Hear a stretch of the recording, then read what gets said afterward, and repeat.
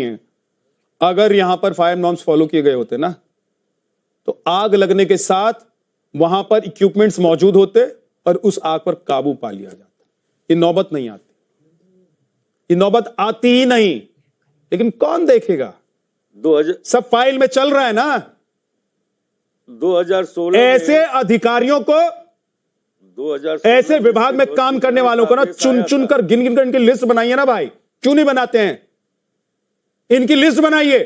कैसे करेंगे? ये जो मौत बांटते हैं, करेंगे आप इसको? एक चीज कैसे करेंगे सर? ये तो आप ही लोग बताएंगे। सरकार सत्ता आप लोगों के पास रही है। हाथ गर्म किए हुए कैसे बनाएंगे आप? सर सत्ता में तो आप लोग रहे हुए ना। सरकार में बैठे हुए लोग करा रहे हैं, उनके हाथ गर्म किए हुए हैं। एच.एस. संचेती जी, एच.एस. संचेती नहीं जी, छोड़ रहे हैं तो मानो जब कोई मार्केट, जब कोई कॉम्प्लेक्स, जब कोई शहर बसाया जाता है तो वहां पर हर एक व्यवस्था की जाती है। मैं मान के चलता हूं कि हमारे देश में सारे शहर वेल प्लान्ड नहीं है, लेकिन लखनऊ जैसे शहर, दिल्ली जैसे शहर, बड़े बड़े शहर, अभी मैं आपको देहरादून की भी तस्वीर दिखाने वाला हूं। ऐसे शहरों में भी अगर इस तरह की घटनाएं हों और आंख बंद करके सिस्टम बैठा रहे तो जिम्मेदार कौन है? बिल्कुल विद्या जी, आप सही कह रहे हैं कि लखनऊ कैपिटल सिटी है और कैपिटल सिटी में अगर इस तरह का हादसा होता है तो ये बड़ी बहुत ही दुखद घटना है। इसका मतलब है कि लापरवाही पूर्ण है।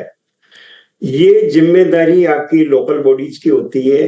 चलो, राजनीति को तो इससे बहुत ज्यादा जोड़ने से कोई फायदा नहीं है, यू कैन डिस्कस, पर सबसे बड़ी चीज है कि इसकी जिम्मेदारी है लोकल बॉडीज की, चाहे अर्बन डेवलपमेंट अथॉरिटी हो चाहे म्युनिसिपल कॉर्पोरेशन हो। इन दोनों संस्थाओं की बहुत बड़ी जिम्मेदारी होती है। आप ये देखिए कि लखनऊ का मास्टर प्लान बना हुआ है और योगी जी ने आने के बाद जितने यूपी में जितने टाउन्स है उनके मास्टर प्लान्स बनाए जा रहे हैं। मास्टर प्लान बनाने का मतलब है कि आपको उस शहर की सारी प्रक्रिया निभाते हुए, कैसा टाउन है, लखनऊ जैसे सब नहीं हो सकते हैं, तो हर टाउन की नेचर अलग होती है, उसकी प्लानिंग अलग होती है, उसकी ग्राउंड कंडीशंस अलग होती है, उसकी रियलिटीज अलग होती है। ऐसी स्थिति में आप ये देखें कि लैंड यूजेज फिक्स होते हैं। लैंड यूजेज की जब बात आती है तो कॉमर्शियल एरियाज अलग होते हैं, रेजिडेंशियल एरियाज अलग होते हैं, इंस्टीट्यूशनल एरियाज अलग होते हैं, पार्क्स एंड ओपन स्पेसेज, नदी, नाले, तालाब, पहाड़, इन सबको बिल्कुल अच्छी तरह से मास्टर प्लान में डिफाइन किया जाता। इनको जोड़ा गया है लैंड यूज को। कॉमर्शियल लैंड यूज में जो बिल्डिंग आएगी वो कॉमर्शियल यूज होना चाहिए मास्टर प्लान में या जोनल प्लान में। उसके बाद नेक्स्ट स्टेज आती है बिल्डिंग बायलॉ। सर एक बात बताइए शहर में, एच.एस. संचेती जी, देखिए मैं इस बात में कभी विश्वास नहीं करता हूं कि जो हो गया सो हो गया, छोड़ दीजिए। अब ये जो तस्वीरें हम लोग दिखा रहे हैं सर, इस तरह के हालात है, इसमें अब क्या किया जा सकता है? क्या इसका सॉल्यूशन क्या है? क्या हम इंतजार करते रहें कि ऐसी घटनाएं होंगी? इसमें सॉल्यूशन ये कि बिल्डिंग बायलॉज के अनुसार परमिशंस मिले, उसको डिफाइन करें। कॉमर्शियल एरियाज या जो भी रेजिडेंशियल एरियाज है उसमें कोचिंग सेंटर्स नहीं चलने चाहिए, इंस्टीट्यूशंस नहीं चलने चाहिए, और भी हॉस्पिटल्स वगैरह है और भी पब्लिक एक्टिविटीज वो नहीं चलनी चाहिए, क्योंकि वो उसके लिए डिजाइन नहीं किए हुए हैं। अभी आप त्राहिमाम मच जाएगा सर। इतने बच्चे जो अलग अलग कोचिंग सेंटर्स में पढ़ने जाते हैं वो पढ़ने नहीं जा पाएंगे, क्या करें, कहां पढ़ेंगे फिर? बिल्कुल, इसके लिए मैं बताऊं आपको कि राजस्थान में, मैं बताऊं, एक सबसे बड़ी जयपुर कैपिटल में हाई कोर्ट के निर्देश के बाद जो है एक कोचिंग सेंटर पूरा हाउसिंग बोर्ड ने बनाया है, गवर्नमेंट की तरफ से बनाया है। बहुत बड़ा कोचिंग सेंटर है जिसमें कि सभी को लैंड अलॉट करके उसमें सारे प्लानिंग नॉर्म्स जितने भी हैं वो फॉलो किए जाएंगे। दूसरा ये है कि हाई कोर्ट के निर्देश के बाद मैं आपको जयपुर की कंडीशन बताऊं कि गोपालपुरा बाईपास है जो कि एक बहुत बड़ा जो है कोचिंग सेंटर है, जिसमें आपको कम से कम 1500 जो कोचिंग सेंटर चलते हैं वो लगभग रेजिडेंशियल एरियाज में चल रहे हैं। कोई कॉमर्शियल यूज नहीं है, कोई आपकी पार्किंग की व्यवस्था नहीं, कोई निकासी की व्यवस्था नहीं है, किसी तरह के नॉर्म्स फॉलो नहीं हुए जी। ऐसी स्थिति में आप अगर ये देखें कि स्ट्रिक्ट नॉर्म्स में ये होना चाहिए कि बिल्डिंग प्लान अप्रूव हो, उसमें सेटबैक्स हो, कितने अलाउड है। ऐसा भी तो किया जा सकता है कि जो चीजें पहले से चल रही है उनको जाके चेक कीजिए। अगर वो नॉर्म्स को फॉलो नहीं कर रहे तो उनको बोलिए कि भाई फॉलो करना पड़ेगा मैं तुमको। तो आपको बता रहा हूँ कि नॉर्म्स में कोई बिल्डिंग 80 से 90% बिल्डिंग्स नॉर्म्स में है ही नहीं। ठीक फॉलो करना तो अलग बात रहेगी। जब आपकी बिल्डिंग से ही एक और इसी घटना से जुड़ी हुई एक और तस्वीर है और एक वाकया है। लखनऊ में जब ये अग्निकांड हुआ तो इसमें सुखमणि सिंह भी शिकार हो गए। उसके आग में घिरने के बाद अपने पिता प्रभुजोत सिंह को उन्होंने फोन किया। प्रभुजोत ने बताया है कि उनके बेटे ने फोन किया तब वो बहुत डरा हुआ था। वो बस इतना बोल पाया कि आग लग गई है पापा, बचा लीजिए पापा, और फिर चंद सेकंड में ही उसका फोन डिस्कनेक्ट हो गया। उसने यही बताया कि पापा आग लग गई है, मुझे आके बचा लीजिए। उसने बस मुझे फ़ोन किया था, बस पापा मुझे बचा लीजिए, आग लगी। उसके बाद उसका फ़ोन कट गया, या मुझे लगता है कि उसको ब्रीथिंग प्रॉब्लम होने लग गए या कुछ हो गया ऐसा कुछ, कि उसके बाद हम उसको कॉल करते रहे, उसने फ़ोन नहीं पिक किया। वो फोन नहीं उठा पाया क्योंकि उसके बाद शायद वो आग की लपटों में, धुओं में और वहां के गुब्बार में ऐसा घिरा होगा, बेहोश हो गया होगा। उसको समझ में नहीं आया होगा कि क्या करना चाहिए। डॉक्टर बहुत तरुण दुखद, कुमार हमारे साथ हैं। बहुत दुखद। डॉक्टर तरुण कुमार जी, ऐसी स्थिति में देखिए ये सिस्टम का रोना तो हर रोज का है ना। सिस्टम के चक्कर में ना जाने कितनी घटनाएं हो गई और कितनी चीजें हो गई, लेकिन सिस्टम नहीं सुधर रहा है। लेकिन सर, जब कोई व्यक्ति इस तरीके से फंस जाता है, कोई आदमी फंस जाता है इस सिचुएशन में, तो क्या करना चाहिए? ऐसी अर्जेंसी में वो क्या कर सकता है?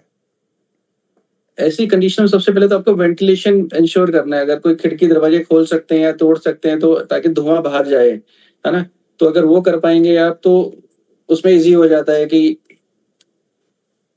और कोशिश करें कि आप स्टेयर्स को यूज करें, लिफ्ट में यूज ना करें, और इमीडिएटली जितना भी होता है रैपिडली आप इवैक्यूएट होने की कोशिश करें, ओपन स्पेस में जाने की कोशिश करें, और जो भी आपका इमरजेंसी सिस्टम है उसको एक्टिवेट किया जाए ताकि इमरजेंसी टीम वहां आए, एक्टिवेट हो जाए। और जो लोग, जितने भी लोगों को आप निकाल सकते हैं इमीडिएटली उनको निकालना चाहिए। जिनको इमीडिएट अटेंशन देने की जरूरत, एक ट्रायल्स की जरूरत होती है, जिनको इमीडिएट अटेंशन की जरूरत है उनको सेपरेट किया जाए, जिनको इंजरी हुई उनको सेपरेट किया जाए और उनको एक सेफ जगह लेके जाया जाए। जितना वेंटिलेशन प्रोवाइड कर सकते हैं उतना सबसे ज्यादा जरूरी होता है। जो क्रिटिकल बर्न्स हैं उनको इमीडिएट इमरजेंसी केयर की जरूरत होती है।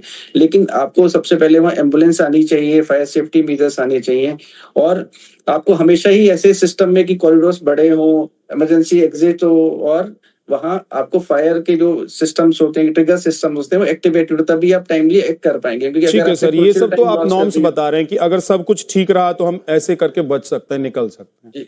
मेरा सवाल सर आपसे ये है कि ये सब नहीं है तो कोई ऐसी व्यवस्था इस तरह की जगहों पर होनी चाहिए कि अगर इस सिचुएशन में लोग फंसे तो उनको कम से कम अपनी जान बचाने के लिए हाथ पैर वो मार सकें। हाथ पैर नहीं, आपको जो एक फायर अलार्म सिस्टम होता है जिससे कि आप स्प्रिंकलिंग स्टार्ट हो जाती है। अगर थोड़ी बहुत फायर लगे स्प्रिंकलिंग स्टार्ट हो जाती है, फायर ये सब व्यवस्था करनी पड़ेगी। अभी नई नई जो सोसाइटीज बनती हैं उनमें ये सब किया जाता है। बिल्कुल, तो इस तरह की जो जगह है वहां पर भी ये सब किया जाए। एक बार आपको देहरादून लेकर चलता हूं। देहरादून में हमारे सहयोगी पहुंचे और उन्होंने देखा कि भाई क्या बाकी शहरों की तरह यहां पर भी ऐसे ही चल रहा है कि नहीं चल रहा है। और देहरादून में एक कोचिंग सेंटर पर वो पहुंचे, उन्होंने क्या देखा आइए जरा देखते हैं।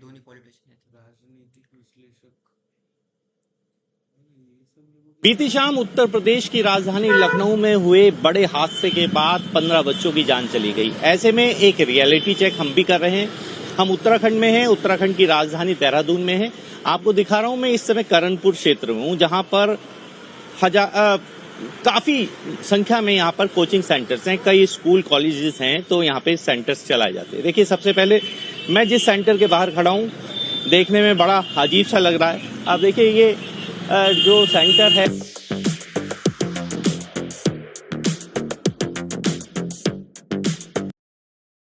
आप अंदाजा लगा सकते हैं यहाँ पे फायर की एनओसी है या नहीं। मैं आपको ग्राउंड जीरो से रियलिटी चेक दिखा रहा हूँ। सबसे पहले ये इसका ये एंट्री गेट है एक लगभग। हाँ, ये भी एंट्री गेट है, पीछे से भी है जाने का। अच्छा, तो फायर को लेके जैसे कल लखनऊ में घटना हुई, कैसे देखते हैं? आपका सेंटर कितना सुरक्षित लगता है? लगे हुए है फायर के लिए, वो ऑक्सीजन सिलेंडर लगे हुए हैं। हाँ, लगवा रखे सिलेंडर लगे हुए हैं फायर के लिए। हाँ जी, और सब तमाम चीजें हैं यहाँ पर। हाँ ऑलमोस्ट सारी चीजें हैं, बाकी अगर कोई घटना हो जाती है तो भागने का रास्ता कौन सा है? बाहर में दोनों रास्ते हैं, इधर से भी है पीछे से भी है। आइए मैं ऊपर भी दिखाता हूँ आपको किस तरह का शेड्स पे निर्माण किया गया है, बच्चे कितने सुरक्षित है इसकी रियलिटी चेक हम दिखा रहे हैं आपको। आइए मैं ऊपर भी दिखाता हूँ किस तरीके से यहाँ पर कितने सुरक्षित हैं यहाँ बच्चे पढ़ने वाले। आप देख रहे हैं ये बीच बाजार में टीन शेड के ऊपर एक कमरा बनाया गया है और 15 मीटर। तो आप देखिए कि किस तरीके से ये कोचिंग सेंटर्स चल रहा है। मतलब 2500 सर्टिफिकेट चाहिए होते हैं अगर आपको होटल खोलना है, आपको बार खोलना है, आपको रेस्टोरेंट खोलना है, लेकिन कोचिंग सेंटर ये सब ऐसे ही चल रहे हैं। अनुपम शुक्ला जी हमारे साथ हैं जो फायर सेफ्टी एक्सपर्ट है। अनुपम जी, ये इस तरह की जितनी इमारतें हैं या इस तरह के जितने वो काम जहां पर चल रहा है, चाहे कोचिंग का काम चल रहा है, पढ़ाई का काम चल रहा है, वहां पर ये सब नॉर्म्स फॉलो क्यों नहीं होते सर? विद्यानाथ जी, सबसे पहले तो जो मृतक बच्चे हैं उनके लिए और उनके परिवार के लिए मेरी भावपूर्ण श्रद्धांजलि और बहुत संवेदनाएं मेरी उनके साथ में है। जो आपने अभी एक बात निकाली कि पूरी दाल में कुछ काला है, वो दाल में काला नहीं है, दाल ही पूरी काली हो गई है। ये जो प्रशासन में बैठे हुए लोग हैं, जो ऑफिसर्स हैं, इसके जिम्मेदार हैं, वो इतने भ्रष्ट, करप्ट और इतने असंवेदनशील हैं कि जिसका कोई जवाब नहीं हो सकता है। अभी 1 साल पहले 2 साल पहले सूरत में एक्सीडेंट हुआ था, उससे हमने कुछ नहीं सीखा।